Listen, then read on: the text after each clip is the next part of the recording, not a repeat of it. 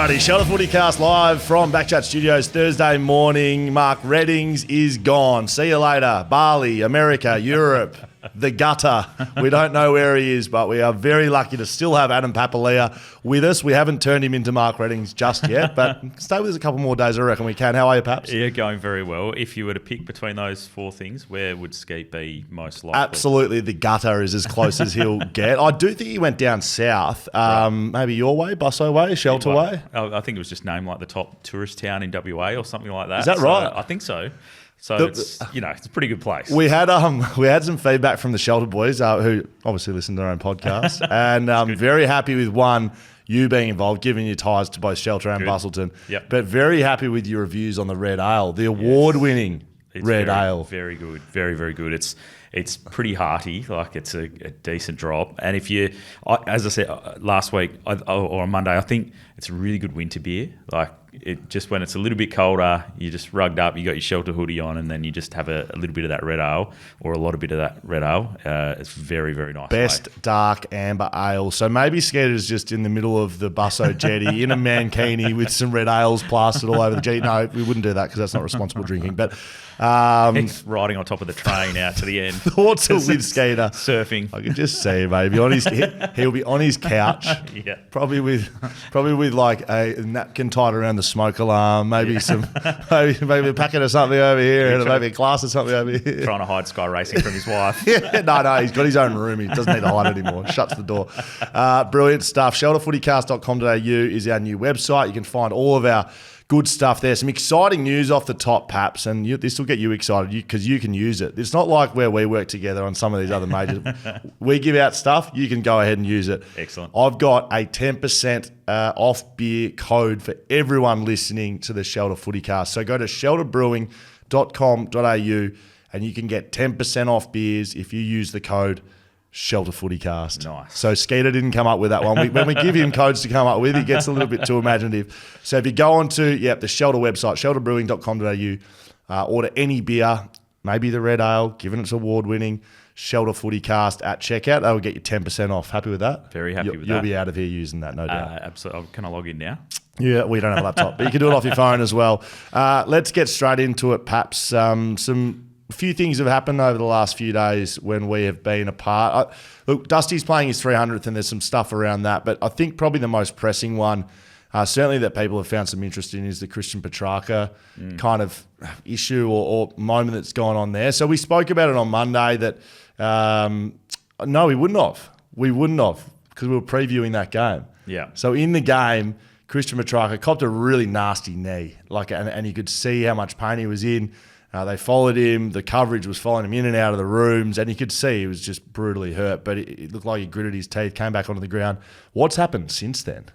Well, it's gotten pretty serious, actually, for Christian Petracca. So he's gone to hospital after the game. Yep. They found that he's had 4 broken ribs, a ruptured spleen, and a slightly punctured lung. I don't know how you get a slightly punctured lung. It's either punctured or it's not Exactly. Incredible toughness from him to go back out there and actually play at the time. But I guess it gets into that debate of the being sensible about an injury and trying to play through it and trying to be tough and brave and do all of those things. If you're putting yourself at risk of getting seriously sick, which he is. Well, the spleen thing's the issue, right? Like the ribs will heal, the lung, but because he was playing on with the spleen, increased bleeding. He was in intensive care, wasn't he? They're moving him through hospitals. There was a chance he was going to lose his spleen. Yep. So he's moved hospitals. There's a very real chance that he could miss the rest of the season, if not most of. Really? Yeah. So it's a long recovery process. So has the spotlight come on the club, has it? Like what are the questions being asked? People are asking the question as to why you let him go back out there when he was very visibly in distress during the game.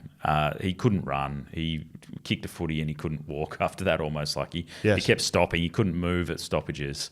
So at what point does the club need to come in and overrule the player and say, mate, you're out? Like this is too serious. Because Christian Petracca has answered back to some of those questions already and said... Is he speaking? Well, he's tweeted or sent a message out and said that it was fully his decision to go back out there and it was him telling the medicos that he was right to go and going back out there. Yeah.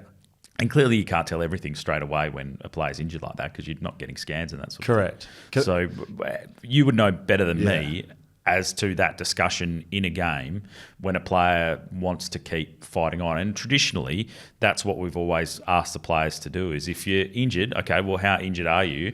Can you go back out there? If you can, go back out. If you can't, then we'll sort you out. So it's really important. So I'll give you the player-doctor relationship, right? So I've had head knocks, I've had broken ribs, I've had fingers out of skin, bones out of skin in my fingers.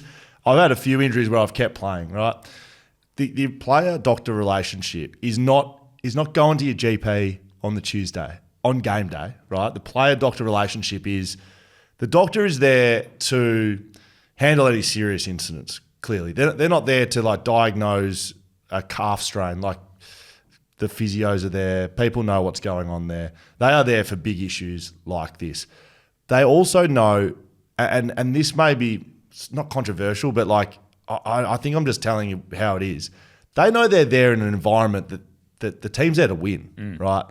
And so they've got this conflict, and I say this with the head knocks as well. They've got this conflict with being employed by the club to be there for the players and to put the players first, but they are working for a football club and it is a win-first industry. It doesn't matter who you're playing for, where you're playing, what game it is. The players are driven to win, the club's driven to win, and the doctors are too. Now, of course, they're not going to put a player out there.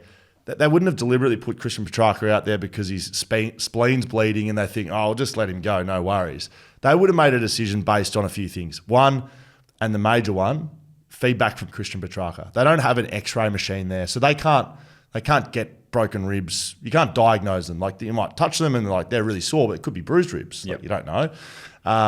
They don't have an imaging machine, an MRI machine to see internal bleeding. He's clearly sore, but the first questions you get asked as the player is like, how are you feeling? Like, do you want to play on? And most of the time it's probably yes, especially with Christian Petracca playing in a big game against Collingwood, a must-win game for their footy club, a leader, he's going to answer yes. So then the question comes to, okay, well, the doctor should be there to save the player from himself. But like I said, it's a conflict because they know that Christian Petracca is motivated to win as well. So they're trying to make an educated decision. Is his injury too serious to put him back out there? They're asking him. He's saying, no, I want to go, and he's gritting his teeth. I don't think there'd be much difference at first analysis between really badly bruised ribs, bruised internal organs, and not a collapsed lung, but your lungs are like quite bruised and maybe a bit of blood. Like I've had that, exactly the same thing, and where he is now. So they're kind of going, well, he's saying he wants to go back out there. They would have done physical tests on him. They would have put a pad on it. And they've gone, well, he wants to go out. Like we can't not put him out there. And then clearly, as he's gone on, it's got worse and they've pulled him off. So I don't know what else you meant to sort of get from the doctor. Yeah, it's going back to the concussion type ones. Yes. Like I've spoken with you on this on the radio a fair bit on Wide World of Sports that I feel like the doctors need to be independent when it comes to that because of that whole thing you're saying. And you don't want to, as much as the doctors at the clubs have the players' best interests at heart, you don't want to even have the question raised as to are they doing the right thing because they haven't taken a player off, or have they gone through the testing? Players are always going to say, leave me out there. And players try to lie, and they've admitted that they lie to try to get through some of these. I've done it. Exactly. 1,000% I've done it. How's your head? Fine, get me out there. So when a club doctor is an employee of the club, I just find it gets really hard. And that's not trying to take away from the doctor's integrity at all. No. It's more just, as you said, they're there to win as a club and they're under pressure from the club. So take that off their shoulders and let an independent doctor come in. But that wouldn't fix this. No, that wouldn't fix this. I know there's been talk of putting some imaging machines at different venues as well. Yep. I think at Marvel Stadium they were talking about it. The NFL has actually did. The NFL does, and obviously it's a big expense. Got a lot more money. Yeah, exactly. But for Christian Petracca, I heard Matthew Lloyd talking about this one on Footy Classified, and he said he ruptured his spleen in a game. The very famous Sydney Essendon final when Tony Lockett kicked the point after the siren. It was in that game, and he was only very young then. But basically, he went in to bump someone, had his arm tucked up, and his elbow kind of went into his spleen and it ruptured from there. Got up, played on. This was in the first half, and he said, look, it was sore, but I could play okay. And then by half time, it was getting worse and worse. And then he went home. The club just sent him home that night, and then by a few hours afterwards, he had to get his parents to help him to the bathroom, and then he was passing blood and spoke to the team doctor, who basically said, you got pain in your shoulder? Yep, ring an ambulance. You've got a ruptured spleen. Shit. And he said from that point on, for the next 4 or 5 days, it was the most intense pain that he's ever had in his life. Wow. So you can't tell straight away, it seems, with this type of injury. So hence why Christian Petracca goes back out there and tries to play through it. But as time unfolds, it gets worse and worse because there's more bleeding going on, and then you get into a pretty serious position. This is all why I can't have the outcry about the doctors, right? Yes, yeah. This is why I can't have all the outcry about the doctors and why didn't the doctor do that. It's not go to your GP, he gives you a form, you get in the car and you drive down to the hospital and you get some checks down there, and then you might go to another department in the hospital. They are making decisions like in the heat of battle. Yeah.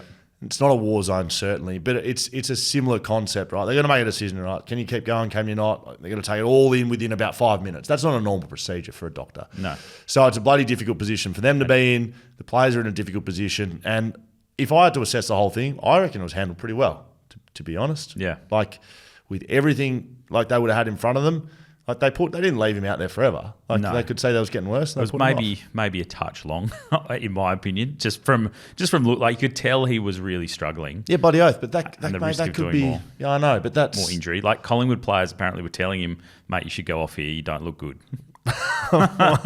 Whether they just didn't. That's not ideal. Maybe they didn't want Christian Petracca out there playing against them. But hey, Dusty, you don't look good, mate. Yeah, mate, off you get. Get out. Hey, buddy Franklin, you're not looking too well, just mate. Go and have a seat. I mean, some of those types of injuries and incidents, I mean, they're the most famous ones in footy history. You think back to the 89 grand final with Derm's I guess the famous one because it was captured on camera, but it was actually Dipper was worse. That's right. So he did a similar type injury, punctured his lung. Wasn't it with Buddha? I can't remember who it was, but he basically played out the game and then his body just started like swelling up. And he had to be raced to hospital afterwards. Bloody hell. So still played out the game. And that's obviously from the late 80s. It's a bit different these days. We know a lot more. But, players, it's probably on them, as you said, first of all. Yes. Because they're the ones telling the docs if they're right to go or not. And if Christian Petracca had said, I can't go back on. Nah, the doctor, literally, yeah. And he goes straight to hospital. I think people might think, oh, maybe the doctor's going, are you sure, mate? Like, if Christian Petracca puts his hand up and says, mate, I can't even move, they'd literally put him in a hospital, like, ambulance straight to hospital. Yeah, well, we saw that with Jeremy McGovern earlier this year. We were on the same wavelength that he didn't want to go to hospital and the club stepped in and said, come on, mate, you got to go and get this checked out. Gov's an idiot, though. Dusty's 300th. First of all, I'll start this with saying I played on Dusty.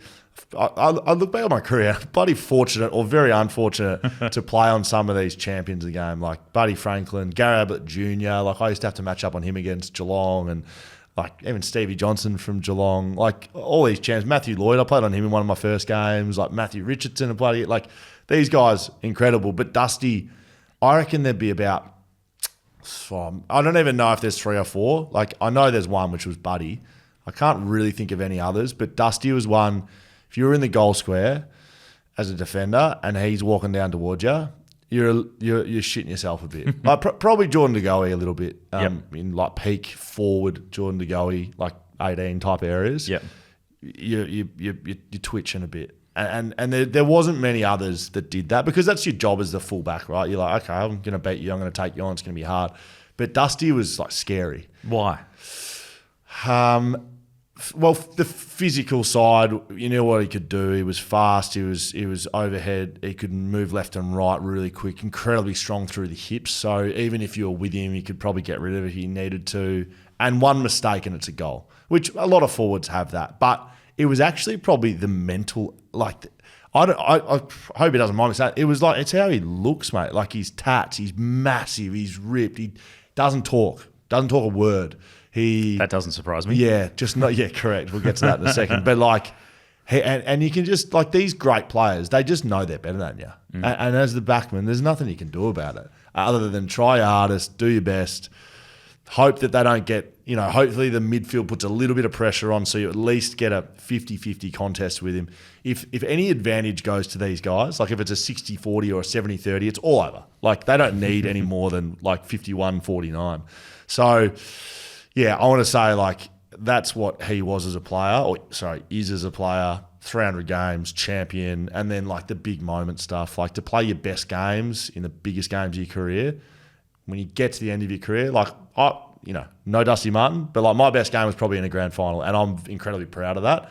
He'll look back on those moments and just know that when the chips were down and people needed you to stand up and you did, like that gives you great, like, he probably won't remember many other games. Like everything else just fades into existence. Like I don't know if we'll ever see it again. Three norms. Playing in 3 grand finals and winning 3 Norm Smith medals, best on in 3 games. Yeah, it's probably, yeah.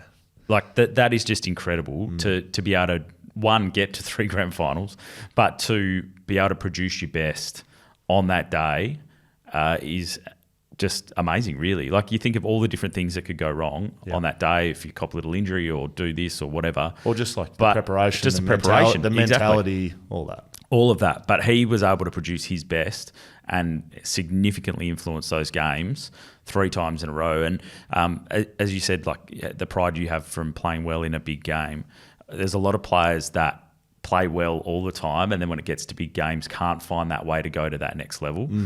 But I think the players that can do that in big games get remembered much more favourably because of the impact that they can have in those really critical moments, those really critical games. So how bloody interesting would it be to pick his brain about that and have him talk about it and do an interview about all these great moments? How did you do it, Dusty?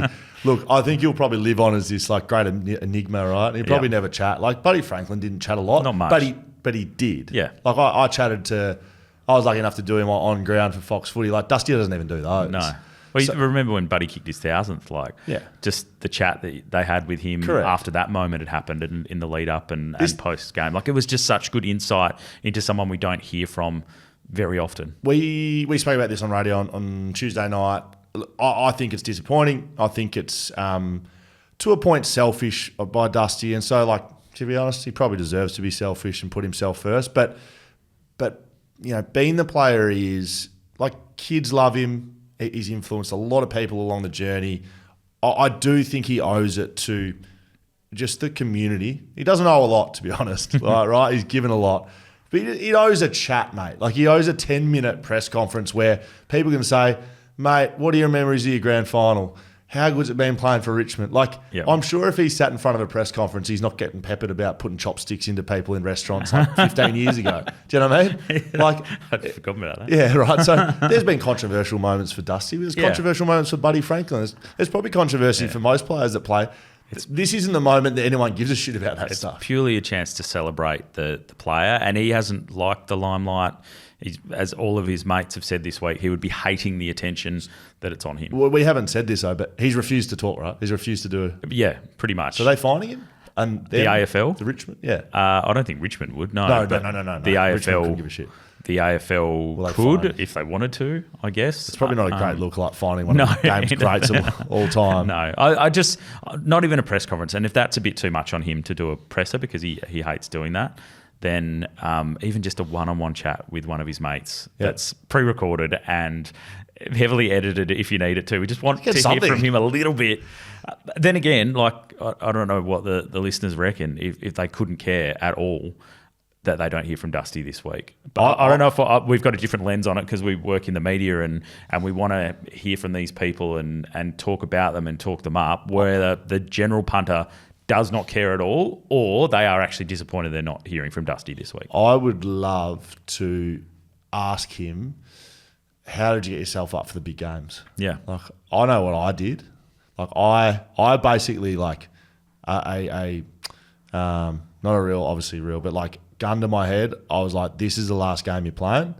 Nothing else matters. Yeah. Right? And you cannot leave one contest, one thing out in the ground. And if you never play AFL again, like, you need to make sure. So I wonder if he was that guy, or I wonder if he was, I am the best player on this field. Show him. Like, I think Buddy was a bit like that. Yep. Like I'm the man. Like I wasn't that guy, but I'd just love to hear what he was like. Yeah. Because we probably won't ever know. Perhaps I don't know. Maybe we should just shut up and appreciate the fact we've been able to watch him. Yeah, exactly. You look at his list of achievements throughout his career, and he's one of only 3 players, I think, to win the premiership, to win the Brownlow, to win the Norm Smith as well. I think there's one other stat I'm leaving out of there as well. Jimmy Bartell and Simon Black, the other ones, to win a Brownlow and win the Norm Smith too. Yes. So he's got the whole set of trophies. He's got the 3 premierships. He's got the 2 best and fairest, 4 All-Australians off the top of my head. Like he's just done pretty much everything that you can do in the game, which is unbelievable. And just thinking back, I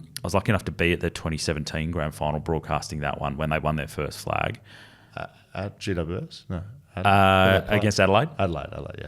Yeah, and that was when they broke the drought, and it was just the scenes in Richmond after that game were just like nothing of it. It was literally almost like a war zone.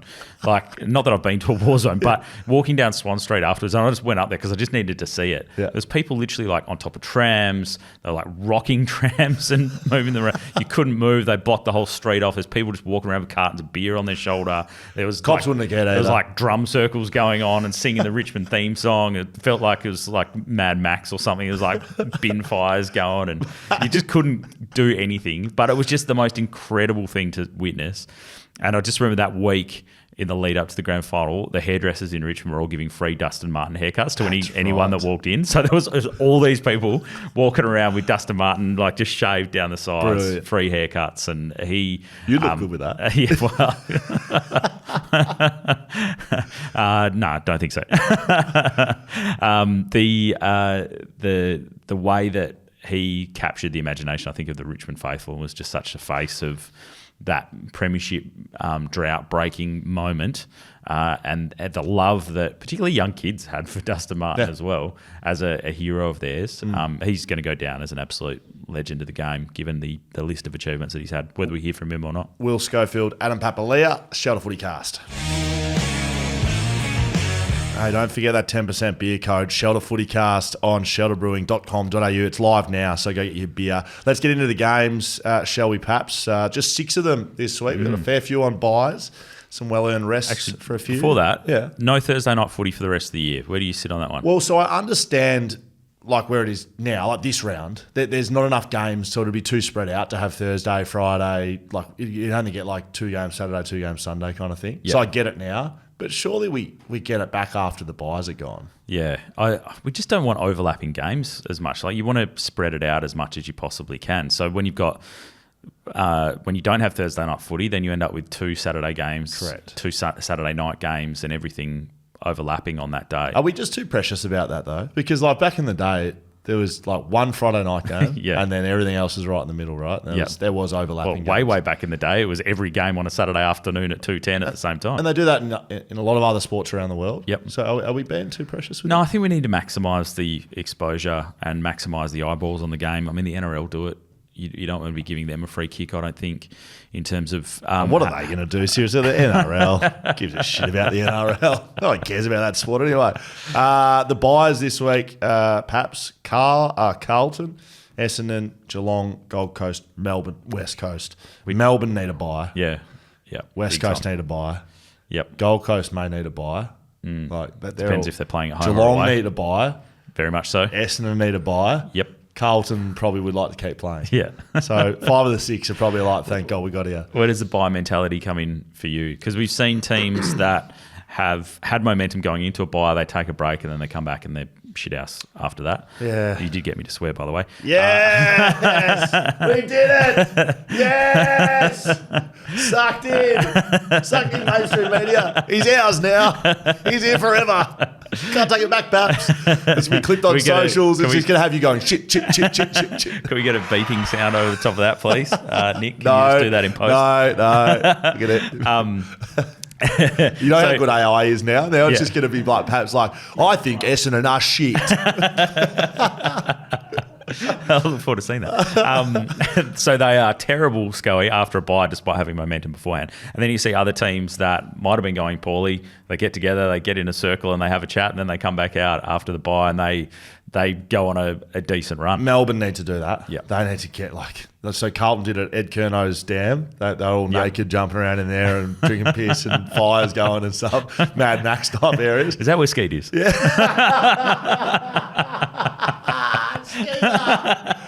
Oh, shit, that's good. Well done, Paps. Very good. We fired you up now. Melbourne need to, mate. Like, Carlton did it and they went and made a prelim final. Yep. Melbourne need to do the same because they have the talent to do that. Like, they have the list to be able to go and do that. The mentality's gone, though. The connection or the whatever it is. Like, I think the pressure's too high. They're like, we're not performing, we're getting done. You know, our leaders are now done. Christian Petracca being out, though, like, he plays such an important role for them. You put a line through them now that Petracca's not close to be there? mate. Yeah, not for the season as in can't make finals or anything, but like I don't think they could win the flag without him coming back this year. So by mentality, I don't know. Look, I used to sort of couple it a bit with like the away stuff for West Coast. Like it's sort of another, like it's a big away sort of trip where you're not at the club for a while and then you come back. And I think Geelong had a notoriously like terrible post-bye streak for a long time. Yeah, Freo have had that a little bit lately, that their starts have been pretty poor. Right. We saw Sydney last week. So going slowly in the first quarter before they turned it around. Let's stay on Fremantle because that's the first game we're going to look at. So they've come off the bye, Freo and Port Adelaide last week. So they play the Bulldogs, Marvel Stadium Saturday. This shapes as a really important game. So the Bulldogs sitting one game out of the 8 in 11th spot. They had a good win last week. Am I making that up? No, they lost to Brisbane. No, bad loss last week. Yeah, the week before they beat the Pies. Yeah. We know they're correct. So they've got a lot on the line. And this is a huge game for Freo. Off the bye, like you said, have been slow to start. They need to go away from home and win this game. Like, they need to win this game. Yeah.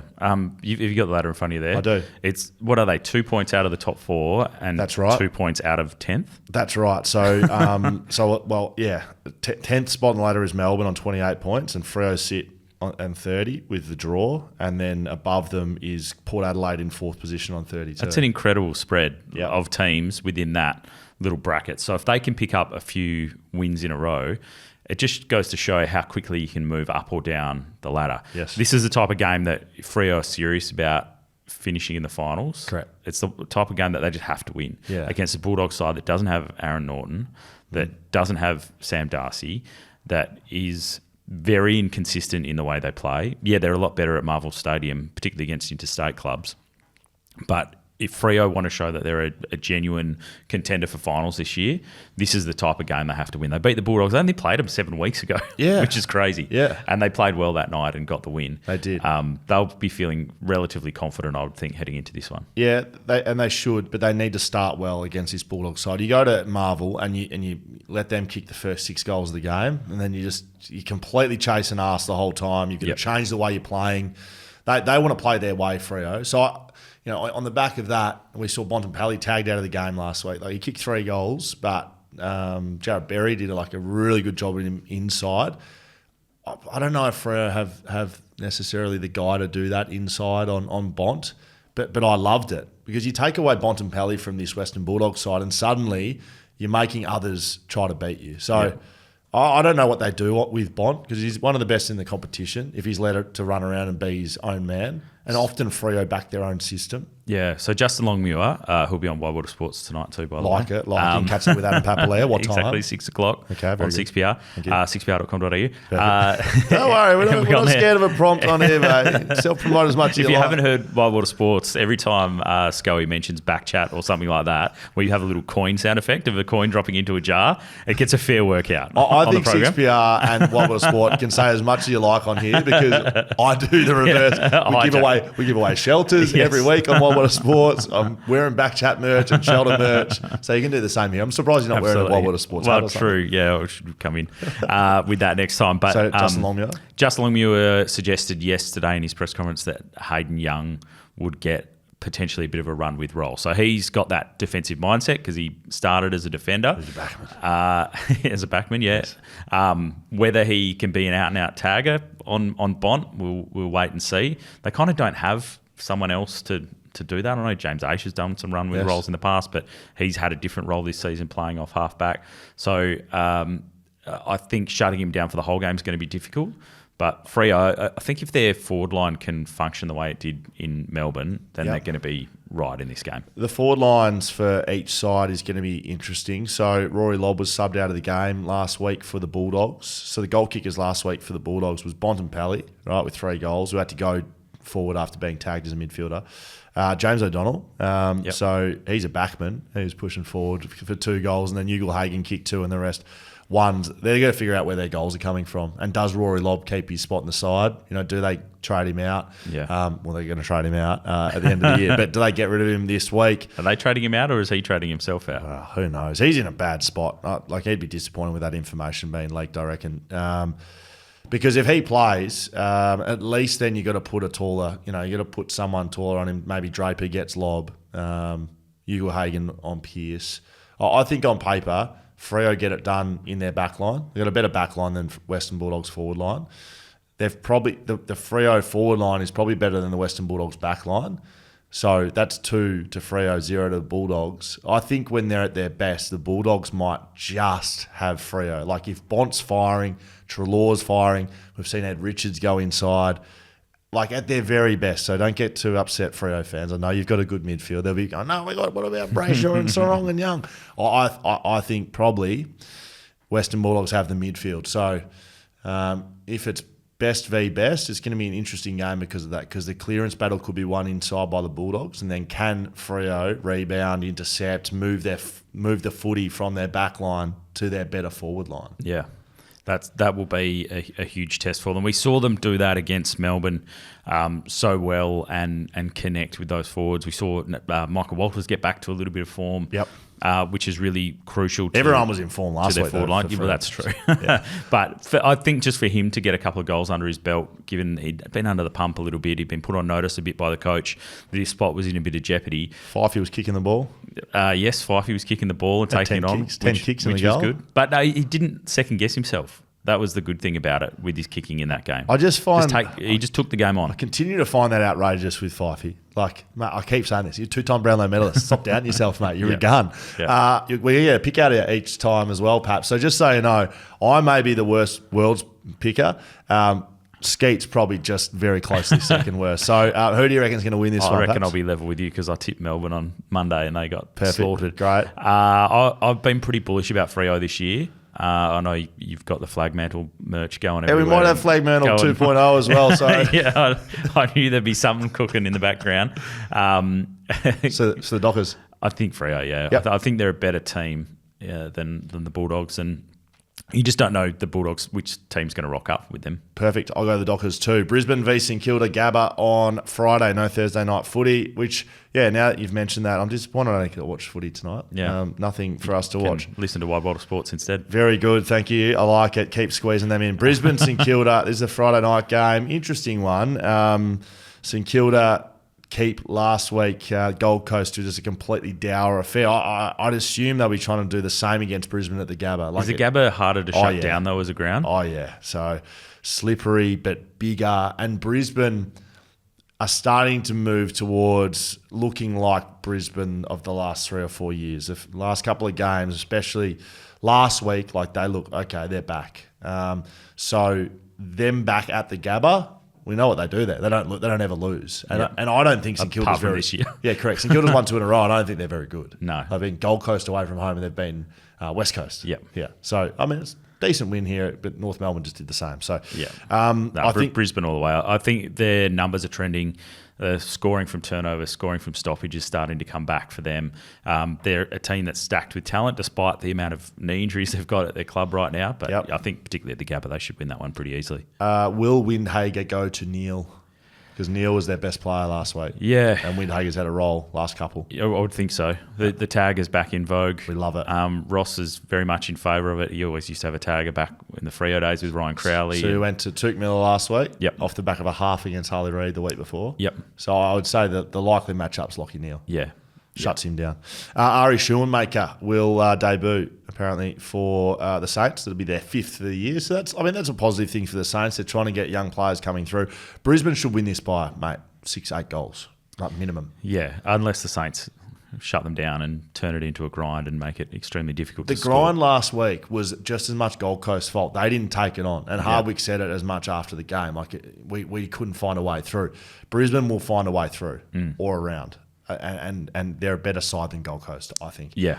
I'm like you said, you were bullish on the Dockers. I've been the opposite of that on Gold Coast. I don't think they're very good. I think they're playing finals. So I've tipped them for finals. Yeah, I know you have. But you like them. If they'd won last week, but they didn't, mate. That'd be right. Oh, yeah. If West Coast won every game for the start, since the start of the year, they'd be on top of the ladder. Shouldn't have been a free kick. Yeah, okay. Here we go. We like it. All right, we're both on Brisbane. Yeah. All right, perfect. Richmond v Hawthorn at the MCG. One of the most informed sides in the competition. Sprouted by yours truly. The Hawthorn Hawks against Richmond in their 300th. Geez, Hawthorn will be disappointed they get Richmond in the 300th game. For Dusty. Yeah. This is going to be a big occasion. Were you happy with the fact that Dusty was ill last week? Love it. So that the 300th gets played at the G? And I love, players. So I think it was Nathan Broad or maybe Jaden Short, just blatantly saying it on national TV, just I think he'll be all right next week. I think he was sick. I love that. They don't in that regard. They don't owe anything to anyone. No. So would have played in a win, but last week. Yeah, they won. So you can't complain. Maybe they don't need him this week.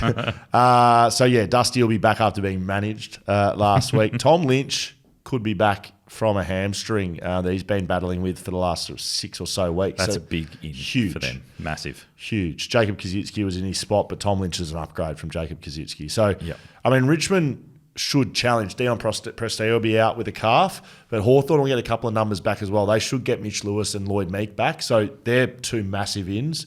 The run from Hawthorn actually started with Lloyd Meek coming back into the side and being really competitive in the ruck, which we've seen him over here in the West as the backup at Freo. Yep. We saw him for a long time be that guy. I played with him as that guy, good ruckman. Yeah. And we're starting to see it now at AFL level. Had suggested West Coast should have gone after him when he was looking to get out. It's another one you've pushed hard. You don't think West Coast have got enough ruckman on the list? No, definitely not. They've struggled, particularly early this season. A bit different now that Flynn's back, but his body hasn't really held up so far through his playing career. Hopefully he can play out the rest of the season. But so Hawthorn, we're getting off track. Yeah, that's fine. Hawthorn are playing better footy than Richmond at the moment. Yep. But this is a huge moment, and there's enough premiership teammates at Richmond to know this is a bigger game than Adelaide last week or anything really. At the MCG, does that trump Hawthorn being the better side? I actually don't know with this one. It's a really tough one to call. I think on pure form, you've got to go with Hawthorn. Yeah. Because again, I don't know how good Richmond are. The Crows are terrible, so you can't really read too much into that. But that was an impressive win by the Tigers last week.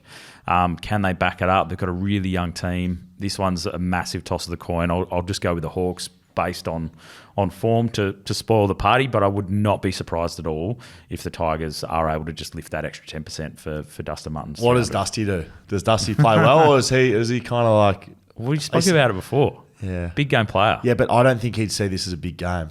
He'd be like, 300, it's not that much different. Yeah. It'd be interesting to see who gets him, who has to play on him. Because he's been playing a lot more forward this year. Just take him straight to the goal square. I'd be putting him straight in the goal square and coming out the front of stoppage to Richmond and trying to kick it straight down his neck the first bounce. I'm going to take Hawthorn as well because I am well and truly on that bandwagon. Where are they finishing, Hawthorn, from here? Finals. Yeah, they play finals. Yeah, but how could high? be 8th, could be 1st. No, they're not playing, they're finishing first. I think in that 7th or 8th spot. Yep. Low in finals. I think they win enough games.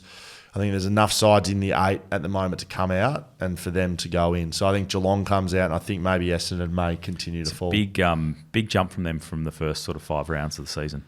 Yeah, they've got some numbers back. Will Day has been incredibly important. And if they get Mitch Lewis, they've been playing spineless a little bit with, ad hoc ruckman running through there. Mabior Chol is a better forward with another, someone else with him. So Mitch Lewis will straighten them up. I really rate him as he's one of their best players. Haven't had him a lot. So they've had plenty of injuries. CJ even coming back off the back flank.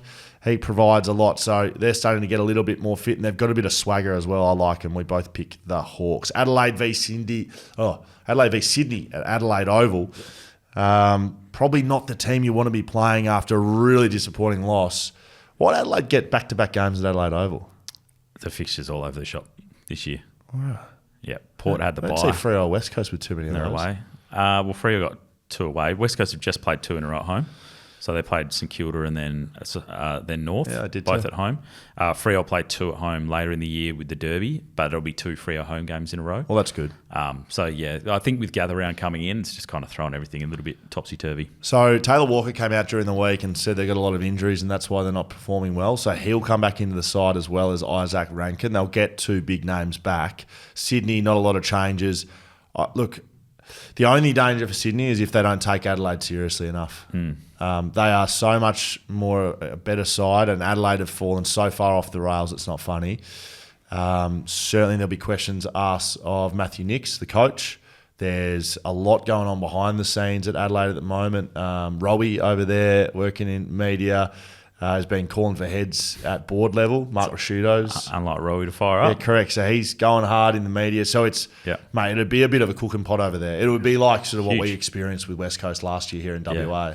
Yeah, there's a lot of pressure on the Crows right now. This is the Jordan Dawson Cup. Can you imagine if Jordan Dawson was still playing for Sydney? What did they get? Nick's a big Sydney man. Yeah. So well, you got nothing for Jordan Dawson. Do you want to have a little look what Sydney got for Jordan?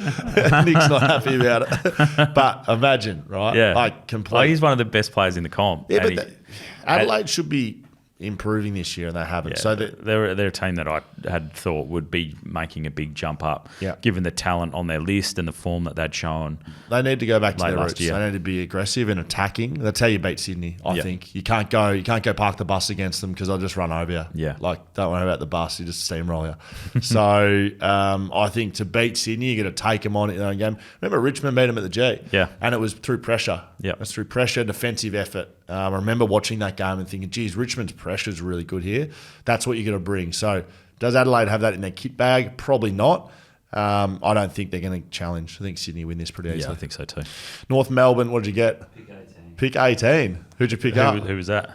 Oh, actually, just while you look that up, just before I move on from Adelaide, I heard Matthew Nicks during the week say that the young fella that debuted last week, who was literally one of their best players, and I'm going to find his name because it's annoying me, Billy Dowling, right? Came out of the Sandful. He had 17 disposals. He kicked a goal in the last quarter. He had another shot on goal late as well. I thought he really stood up trying to win the game for them. I've heard him come out and say that he may be the sub. How you bring a player in? So in terms of touches and impact on the game, he's somewhere in the top 10 for them. A lot of their touches came in the back line last week because they were just god-awful. If you bring a debutant in, he plays well, and then you put him to sub, that's a terrible message to send. So if that happens, I think it's disappointing. And 2, it leaves my dream team high and dry this weekend. There's a lot of hard work going on in fantasy footy teams over these last few weeks. I like it. Last week, not too bad because there was only 2 teams to the bye, but this week there's carnage. Yeah, I like it because I'm moving on up. I'm inside the top 5,000 at the moment, and I'm on a sizzler at the moment. North Melbourne v Collingwood Marvel. There'll be a couple of changes off the back of this. Will Dawson, of course, we saw him get injured in the game over here in the West. There may be a couple of players from Collingwood back available. We're not sure. Nick Dacos should be fit, even though they subbed him out. Yeah. He's had that leg issue last year. Yeah, so the Collingwood didn't said that he had a bad bruising cork to both sides of his shin. So he could play through it. Do they risk him in this game? Shouldn't. If you think they can probably get through against North Melbourne, as much as Kangaroos had a win last week, it feels like that was a bit of their grand final. So I'd be backing Collingwood in to win this one, whether Dacos plays or not. I don't particularly want to break this game down. I think Collingwood's far superior. I think they're probably the second best side in the competition at the moment, even though because of their injuries. But I did want to give a big shout out.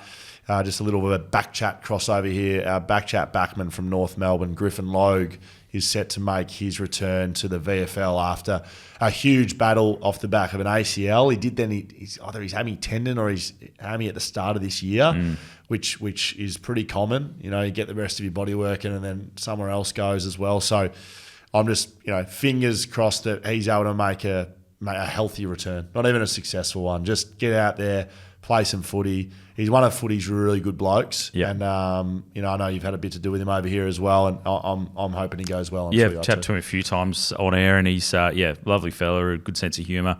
And, wish him all the best because, coming back from an injury like that's always very difficult, but hopefully he goes well. We're both on Collingwood, no doubt. GWS v Port Adelaide to finish off the weekend at NG Stadium. What are they, a bank? Insurance company? Something like that. Looking after people. GWS need a win, big time. And there's got to be a correlation between Jack Buckley not being in the side and GWS falling off a little bit of a cliff here, but hopefully they'll get him back.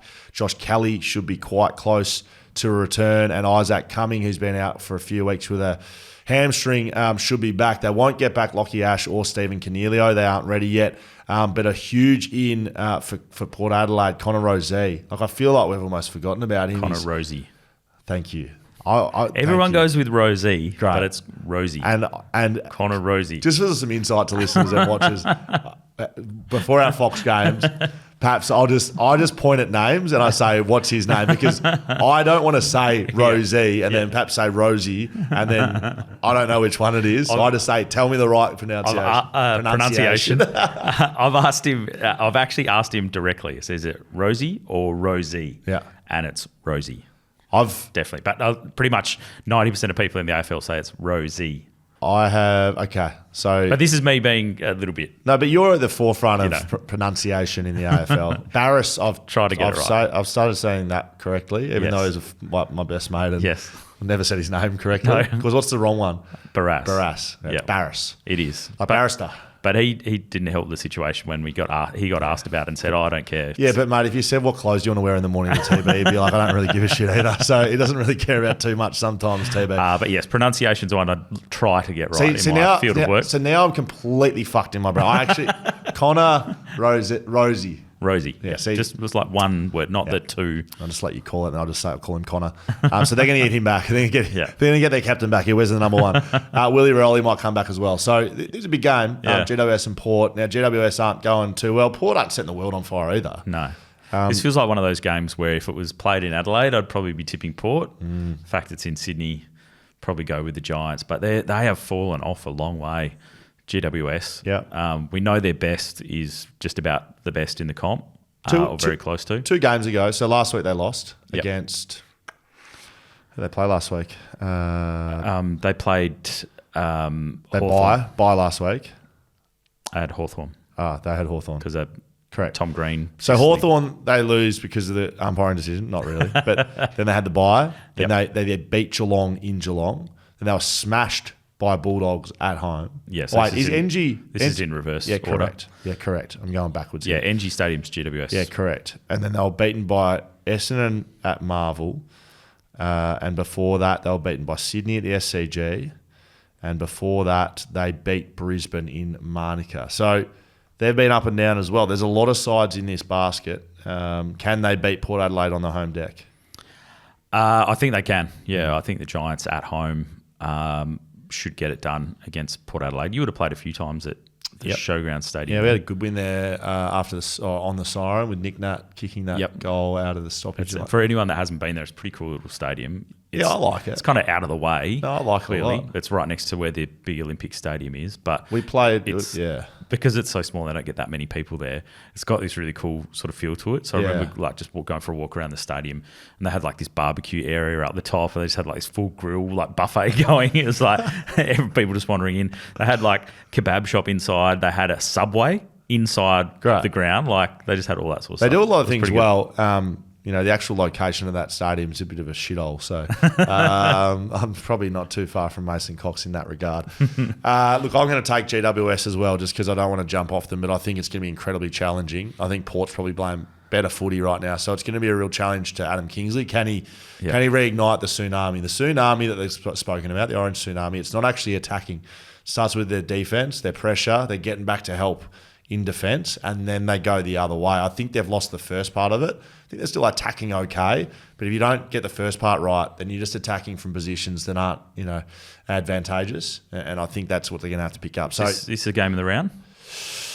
Obviously, the game of the round's probably Dusty, I think 300, yeah, correct. Richmond, Hawthorn, so but in the terms of three. the implications of Freo Bulldogs, yeah. and I'll probably be pretty interested to watch that one. And then this one, yeah. So this will finish off the weekend for us, which will be very good. Will Schofield, Adam Papalia, Shelter FootyCast. Sydney traded pick 18 from Adelaide to Hawthorn for pick 27 and a future third and fourth. Is that correct, Nicholas? So who was actually pick 18 then? Pick 18 was, I saw his name before. Josh Weddle. Josh Weddle. He goes all right. Yeah, he does go well. He's a good player. Sydney drafted Cooper Vickery. Cooper Vickery was who Sydney effectively got in return. So congratulations. Hopefully, he's no relation imagine to Tyson Vickery. if Jordan Dawson was still playing for the Swans? Or Cooper Vickery. I don't know who that is. All right, let's get into a couple of listener questions, perhaps, before we finish off. This is from Matt Ray over on YouTube, I believe. Could have even sent it in. If you do want to send us an email, we'd love to hear from you as well. FootyCast@backchatstudios.com.au. If you can't remember that, just go to shelterfootycast.com.au and you can find the prompts there. Or just rewind the podcast 10 seconds and listen to it again. As an Eagles nuffy, I like it, Paps. I bloody like it. As an Eagles nuffy, I have to block out footy for about a week after that display. This is from the Eagles' performance on the weekend. I'm usually Mr. Positive in the darkest times with the Coasters, and BackChat, as well as the Shelter FootyCast, are such positive releases from the crap the Melbourne media put out. But even for me, there was absolutely nothing but misery in reflection on Saturday's game. We feel pretty betrayed as Eagles fans. So the Eagles need to fight like hell to regain our trust again. I'd hate to sound harsh, but it's beyond taking the piss now. I'm sorry, but Google weather showed absolutely no wind all day. We were 2:15 at three-quarter time. 2:15! I don't care how bad that umpiring decision was. It was a shocker, but the loss is 100% on us. If we kick 2:15 at three-quarter time, we deserve to lose. I'm very tolerant and patient about how we perform away. We still haven't worked it out. It will take time. But at home, that crap we served on Saturday, Arvo brought shame on our jumper. So no real question there. Perhaps just a bit of feedback for West Coast. Whack. Yeah, we like it. Well, we both agreed. Pretty much. I certainly do. Yeah. To lose to North Melbourne at home, just from chatting to people on the radio, from reading social media, on Wild Water Sports, Yep. 6 till 7 6PR. weeknights Yep. On 6pr.com.au. Yep. Check it out. 882. Fill out your survey books. The tone of the members' thoughts towards the club has significantly changed in the last couple of weeks. Yep. And I think it's come to a head after that loss to North Melbourne. So it was the 99-point loss to the Crows, or whatever it was, 93, whatever it was, Yep. to then losing to the Saints in a pretty ugly sort of a game. And Saints are no good. And then to lose to the bottom place side, who haven't looked like winning a game all year. The hope and optimism that was there a month, 6 weeks ago has evaporated. Gone. And there's been a lot of supporters this week pretty angry. You won't get Kelly back. You won't get Reid back. No. You're not getting a lot of troops back. Oscar Allen's not too far away. I spoke to him yesterday. Yep. Just keep Is he coming back through the waffle? Just keep an eye on that, Paps. Is he coming back through the waffle? Keep an eye on it, Paps. No, I don't actually know. I didn't. I try not to... Look, if someone tells me something, great, but I try not to snoop around like you media types. I just try to... I was just snooping, peering through windows. The Disenchanted sends this one in. So, Will... Right, I haven't read this, but like you can tell you're going to get well, slapped. so will like it just sounds like I'm just going to get a little clip here. It's all right. You're for leniency and letting the game go. Yet, yeah. See, look, here we go. You're for leniency and letting the game go. I'm trying to put the right tone on it. Yet, you insist Yo's call was wrong, despite the fact there is no way Collingwood get pinged for that late in a game because of that very leniency that you mentioned. That's why Paps stopped you on that, mate. Is there any questions here? Is that a tick for me? So why are you getting a credit here? Pretty sure you agree with me. Yeah, you do agree with me. Well, I said it was a free kick, as you did, on reflection. Right. Whether the rule is in the spirit of the game in that instance. I said it was a free kick as well. And I said I didn't. Up for debate. I would have liked it not to be paid. Because we copped a little bit of a clip on socials for saying last week that it was a free kick. But it was a free kick. But it was because he was, and if you look at it, he was on the ground, and we're going back over old ground. No, but he was laying flat on the ground and dragged the ball in. Yeah, but we don't want to see that. by the letter of the law, it was a free kick. I don't want to see that get paid. And if it doesn't No. get paid, we don't speak about, why wasn't that free kick paid? But yeah, it makes it hard if you're then tweaking the rule to say, okay, if you drag it in and you're laying on the ground, but get back to your knees, then it's play on. Yeah, but you could say that about all rules in general in the AFL. Yeah, but There's so much going on. Do we want to make it harder for the umpires? I would like to see overall less free kicks get paid. I think there's Yeah, I agree certainly a with lot less scrutiny over non-paid free kicks. I can think of the Draper one, right? Yeah. Which was a non-paid free kick. That got the should have been scrutiny. paid. Yeah, but most of them are ones that were paid that shouldn't have been, right? Yeah. So that tells me less paid. We're not talking about Mac Andrews holding King. Yeah. No, you're not coming in here on Monday morning going, what about that non-free kick in the back line? Eh? Yeah. Doesn't happen too often. So put the whistles away. Anyone else giving you a clip there? Oh, don't worry. Mate, I'm surprised my wife's not in here. Craigaston. Hopefully there's a question here. Adelaide is doing the same as Freo in their rebuild, a year behind them. Should have played finals last year, drop off this year, so we'll see how they respond next season. Spot on, Paps. Sorry, this isn't a fucking Adam Papalia fucking fan club. Seriously. Should be. Well, it sounds like it bloody is. No questions. Improvement's not linear, is Right. it? No, Progression's it's not always going, straight up in a you improve year on year to get better. It's Correct. one step forward, two steps back, jumps around. We see lots of teams do that, but the Crows have probably stepped a lot further back than what people expected if they were going to regress. I tell you what is linear, 10% off beers right now, sheldonbrewing.com.au. Just jump on there, you can buy your beers. Perhaps, very sadly, we're going to say goodbye to you if we can find Skeeter. Depending on where he is. It's been brilliant. Have you had fun, Sheldon FootyCast? I have. We did get a little bit of feedback on Twitter through the week. Good. They said I was too sensible for this podcast and we need to bring Skeet back just to bring the tone down a little bit. So I don't know if we've improved that. I tried to get a swear word in there today, so hopefully that just tipped it over the edge. You can catch Adam Papalia on Whitewater Sports 6 till 7 as well, and Fox Footy and 6PR Game Call as well. Mate, thanks for your time. You've been brilliant. Thanks, everyone. Cheers.